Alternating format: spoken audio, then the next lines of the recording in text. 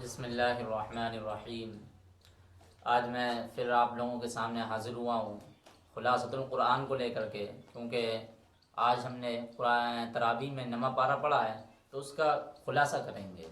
کہ نویں پارے کا خلاصہ کیا اللہ تبارک و تعالیٰ کیا کہہ رہے ہیں۔ مختصر طور پر ان سب باتوں کو ذکر کریں گے کیونکہ ٹائم نہیں ہے جو لفظ بلفظ آیتوں کا ترجمہ کرا جائے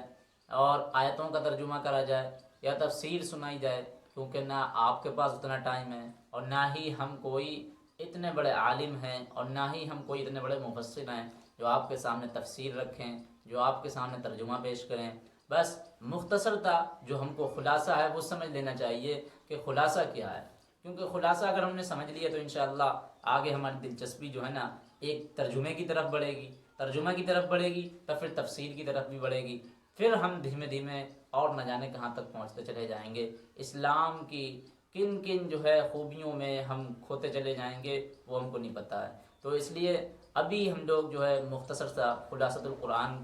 جو تراویح ہے، تراویح کے نام سے جو ہمارا چل رہا ہے، خلاصہ تراویح کے نام سے، سب سے پہلے آئیے میں جلدی سے پیش کر لیتا ہوں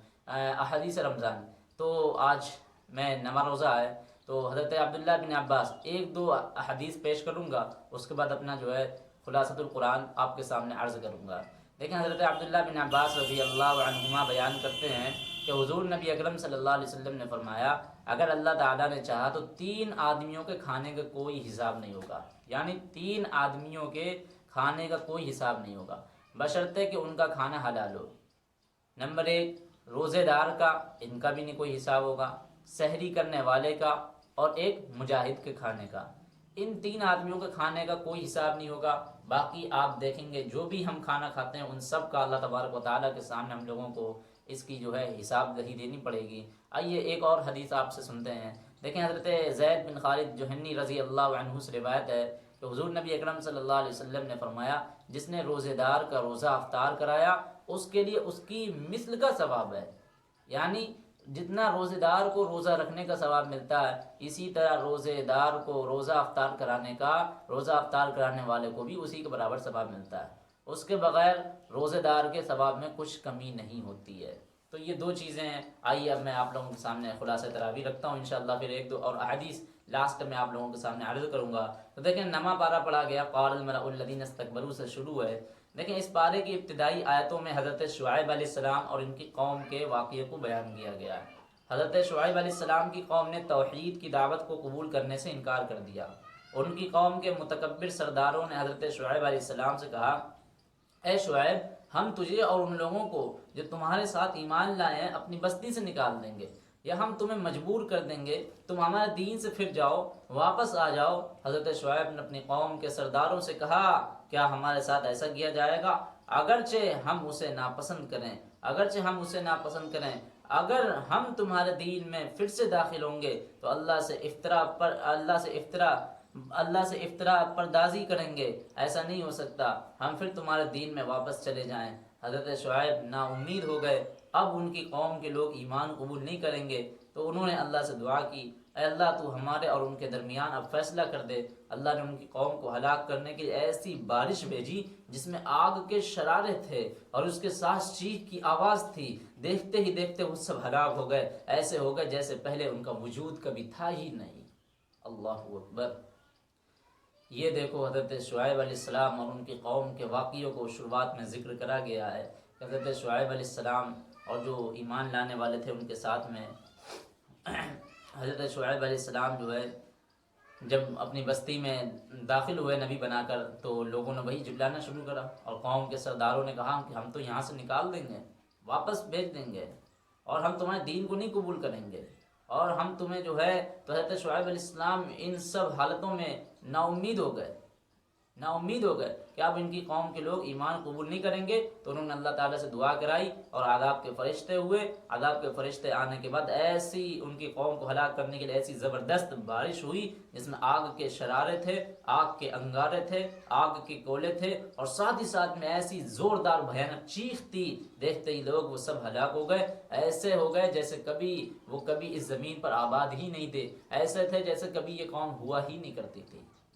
تو اللہ تعالیٰ نے بیان کیا کہ ایمان اور تقوی ایسی چیز ہے جس بستی کے لوگ اس کو اپنا لیں گے تو ان پر اللہ تعالیٰ آسمان اور زمین کی برکتوں کے دروازے کھول دیتا ہے، یعنی آسمان سے بارش نازل کرتا ہے، زمین اس سے سیراب ہو کر خوب پیداوار دیتی ہے جس کے نتیجے میں خوشحالی آتی ہے۔ لیکن اس کے برعکس جو لوگ رسول کو جھٹلاتے ہیں، کفر کا راستہ اختیار کرتے ہیں، تو ایسے لوگ عذاب کے مستحق ہو جاتے ہیں اور دیکھتے ہی دیکھتے ان کی بستیاں کھنڈرات میں تبدیل ہو جاتی ہیں۔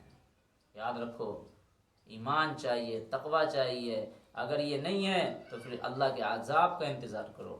اس کے بعد اللہ تعالیٰ نے موسیٰ علیہ السلام، فرعون اور بنی اسرائیل کے واقعات کا ذکر کیا ہے کہ اللہ تعالیٰ نے موسیٰ کو فرعون اور قوم فرعون کی طرف نشانیاں دے کر مبعوث کیا تاکہ ان لوگوں کو توحید کی دعوت دیں، لیکن ان لوگوں نے ان نشانیوں کا انکار کر دیا اور اپنے کفر و شرک اور تکبر پر اڑے رہے۔ پھر موسیٰ علیہ السلام دین کی دعوت کو لے کر فرعون کے پاس گئے، اس سے کہا میں اللہ کا بھیجا ہوا رسول ہوں اور میں تمہیں اللہ کی طرف سے حق بات بتانے کے لیے اپنی صداقت کی نشانی لے کر آیا ہوں۔ فرعون نے کہا اگر تم سچے ہو تو تم نے جس نشانی کا ذکر کیا ہے اسے دکھاؤ۔ حضرت موسیٰ نے اپنا اعضا زمین پر، یعنی جو لاٹھی تھی اس کو زمین پر پھینک دیا تو وہ خوفناک سانپ بن گیا، اور اپنا ہاتھ اپنے بغل سے نکالا تو سفید اور چمکدار بن گیا۔ تو اس معجزے کو دیکھ کر فرعون کے سرداروں نے کہا یہ ایک تو ماہر جادوگر ہے اور دین کی دعوت قبول کرنے سے انکار کر دیا۔ پھر فرعون نے جادوگروں کو جمع کر لیا، تمام جادوگروں کو بلا لیا اس مقابلے کے لیے، اور موسیٰ علیہ السلام کے معجزے کا مقابلہ کرنے سے وہ سارے کے سارے تمام جادوگر عاجز رہے اور سب کے سب ایمان لے آئے۔ وہ واقعہ ہے نا کہ جب ایک پورا مقابلہ ہوا، ادھر فرعون کے بھی، ادھر موسیٰ علیہ السلام بھی، وہ تمام جادوگر ہیں، تو تمام جادوگروں نے اپنے اپنے سانپ دکھا دیے اور اپنے اپنے سانپ نکال کر دکھا دیے۔ موسیٰ علیہ السلام پریشان ہوئے، حیران ہوئے، تو اللہ کی طرف سے حکم ہوا کہ تم اپنی لاٹھی پھینکو۔ جب لاٹھی پھینکی تو موسیٰ علیہ السلام ایک بڑا اژدہا بن گیا، وہ سارے کے سارے سانپوں کو، ان جادوگروں کو وہ سارے سانپ نگل گیا۔ اس واقعے کو دیکھ کر وہ سارے کے سارے جادوگر تو ایمان لے آئے، مگر وہ فرعون کم بخت نالائق، ایسا بادشاہ ظالم متکبر شخص حضرت موسیٰ علیہ السلام پر ایمان لانے کو تیار ہی نہیں ہوا۔ موسیٰ علیہ السلام کی قوم کے لوگ نہایت ہی ضد اور وعدہ خلاف تھے۔ جب ان پر کوئی عذاب آتا تو وہ موسیٰ علیہ السلام سے کہتے اے موسیٰ اپنے رب سے اس عہدے کے واسطے، یعنی اے موسیٰ اپنے رب سے اس عہد کے واسطے دعا کیجیے جو اس نے آپ کو دے رکھا ہے، یقیناً ہم آپ سے عذاب دور کریں گے تو ہم ضرور آپ پر ایمان لائیں گے۔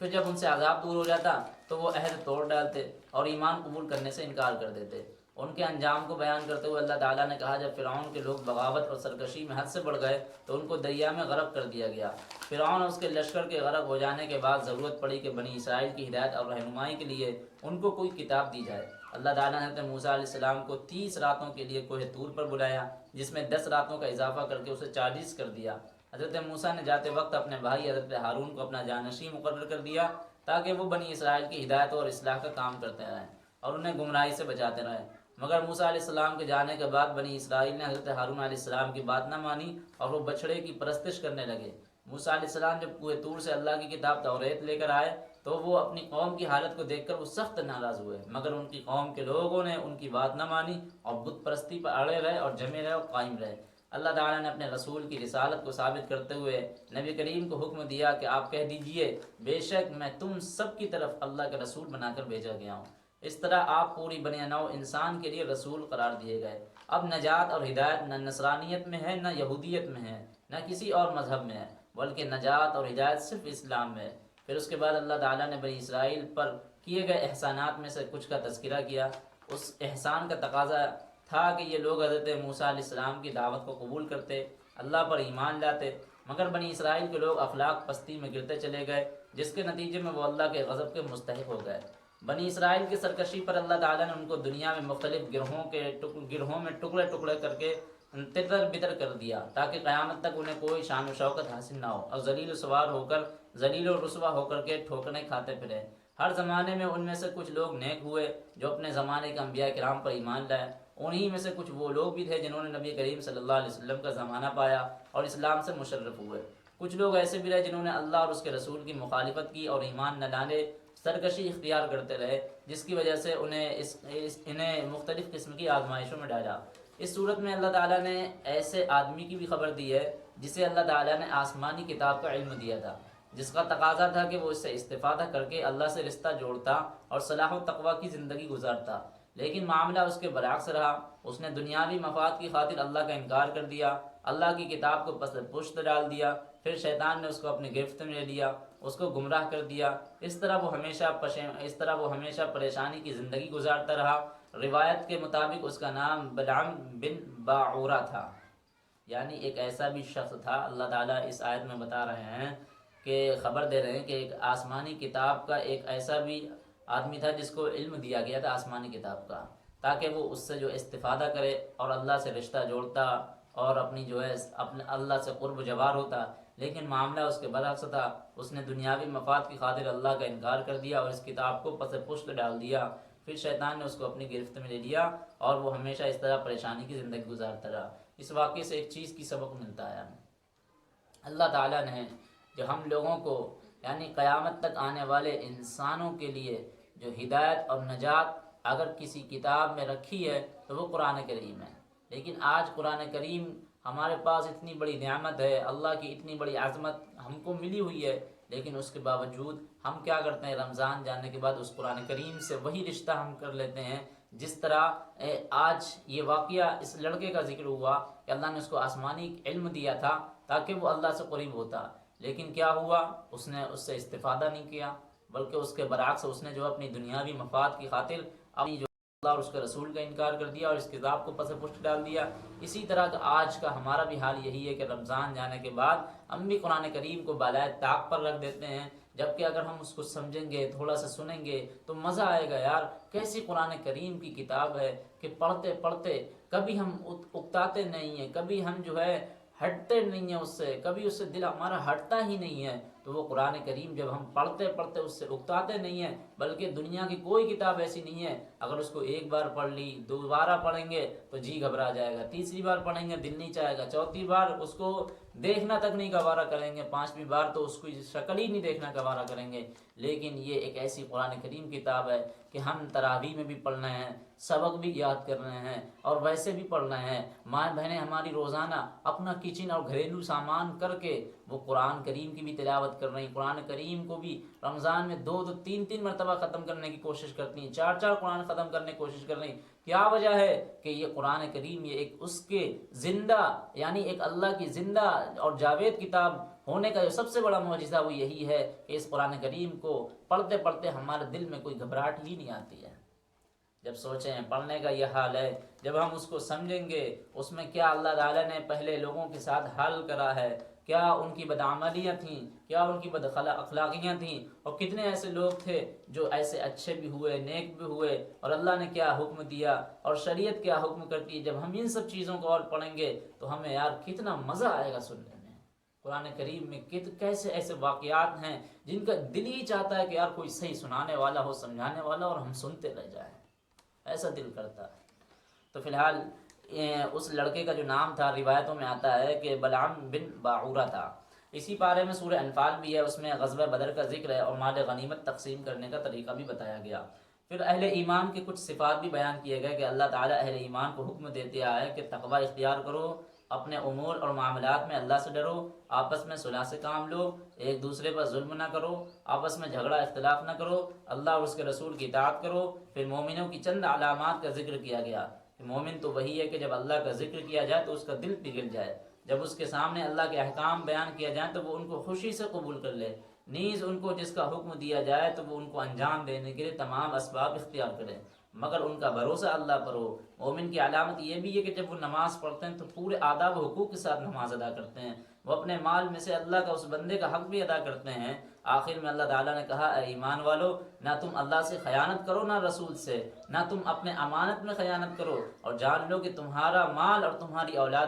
آزمائش کے سوا کچھ بھی نہیں ہے۔ انما اموالکم واولادکم فتنہ، تمہارے مال اور تمہاری اولاد آزمائش کے سوا کچھ ہے ہی نہیں ہے۔ یہ اللہ نے آپ کو دیے ہیں، اولادیں دی ہیں، آزمائشیں دی ہیں، مال دیا ہے، یہ اس لیے دیا ہے آپ کو آزمایا جائے، لیبلوکم ایکم احسن عملا۔ کون ہے کہ اس کی محبت میں گرفتار ہوتا ہے یا اس کو خرچ کر کے خدا کے حقدار ہوتا ہے؟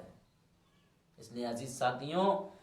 بات سمجھنے کی ضرورت ہے، خلاصہ قرآن کو سمجھنے کی ضرورت ہے۔ یہ خلاصہ قرآن ہے تو اتنا مزہ آ رہا ہے پڑھنے میں، ارے جب ہم واقعی میں اس کی تفسیر پڑھیں گے اور احادیث کے اندر کیا ان ساری چیزوں کی وضاحت ہوئی ہے ہم اس کو سمجھیں گے تو ماشاءاللہ ہمارا دل ان سب چیزوں کو سننے کے لیے باغ باغ ہو جائے گا، تڑپنے لگے گا۔ بس ہم کو وہ لگن ہونی چاہیے، وہ ہمارے اندر وہ کڑن ہونی چاہیے۔ جب الفت میں برابر ہے وفا ہو کہ جفا ہو، الفت میں برابر ہے وفا ہو کہ جفا ہو، ہر چیز میں لذت ہے جب دل میں مزہ ہو۔ اگر ہمارے دل میں ہے تب پھر ہمارے لیے ایک نہیں دو دو گھنٹے بھی قرآن کریم کی تفسیر سننا ہم کو جو ہے کوئی پریشانی کی بات نہیں ہوگی، کوئی دل میں ہمارے جو ہے اس کو ناگوار نہیں گزرے گی۔ شرط یہ ہے کہ ہم دل میں ہمارے تھوڑی سی کڑن ہو۔ اللہ تعالیٰ سے دعا بھی ہے، میں ایک اور حدیث آپ لوگوں کے سامنے پیش کر دیتا ہوں۔ دیکھیں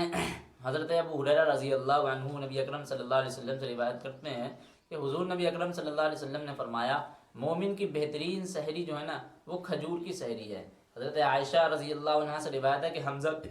اسلمی رضی اللہ عنہ نے رسول اللہ صلی اللہ علیہ وسلم سے سفر میں روزہ رکھنے کے بارے میں سوال کیا تو آپ صلی اللہ علیہ وسلم نے فرمایا اگر تم چاہو تو روزہ رکھ لو اور اگر چاہو تو افطار کر لو۔ فی الحال جو مسافر کو جو علت دی گئی، جو رخصت دی گئی ہے روزہ نہ رکھنے کی، وہ آپ علماء کرام سے پوچھ لیں۔ اس حدیث کو میں نے آپ لوگوں کے سامنے پیش کرا ہے، میں کوئی جانتا نہیں ہوں اس سے کیا مسئلہ نکلتا ہے، اس سے کیا مسئلہ اخذ کرنا چاہیے۔ ہاں بس اتنا جانتا ہوں کہ اگر کوئی مسافر ہے تو وہ روزہ نہیں رکھ سکتا، اس کو قرآن کریم نے اور اللہ نے اور اس کو شریعت نے